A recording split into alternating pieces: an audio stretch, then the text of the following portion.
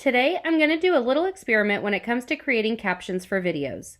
This same video will be uploaded 4 separate times, each with a different method of captioning. Let's start by discussing what captions are and why they are important. The Web Accessibility Initiative, or WAI, defines captions as the text version of speech and non-speech audio and video content. Captions are needed to make sure that video content is accessible to those who are deaf or hard of hearing. The Americans with Disabilities Act states that certain individuals or institutions who make video content need to include captions in order to comply with this law.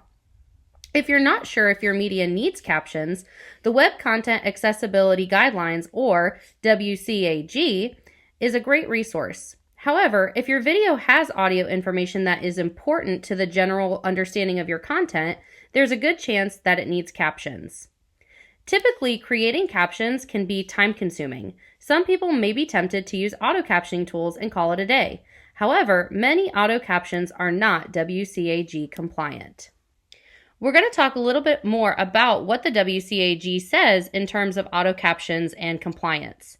So, first of all, in order to be compliant, captions must be synchronized, include speaker identification, describe relevant sound effects, and be accurate.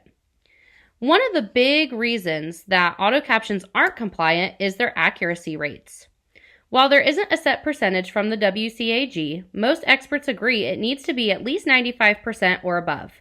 You can see in this chart that most platforms and their auto captioning tools just don't cut it. Another reason is that auto captions sometimes struggle to capture the actual spoken terms. For example, mitochondria becomes mitoandria, and so on. This can cause a real problem for understanding content. And aside from those two reasons, auto captions also tend not to include speaker identification or relevant sound effects. And this is important for providing context within a video. And finally, automatic captions often have synchronization issues. When captions lag or flash too quickly, this can cause real problems for people trying to follow along in real time. If you still think that auto captioning is accurate enough, here are some real examples of people getting into legal trouble for using auto captions. As you can see, there are very real consequences for not following accessibility guidelines. At this point, I'm going to upload the video so you can see for yourself the difference between auto captioning and manual editing tools. Thank you for watching.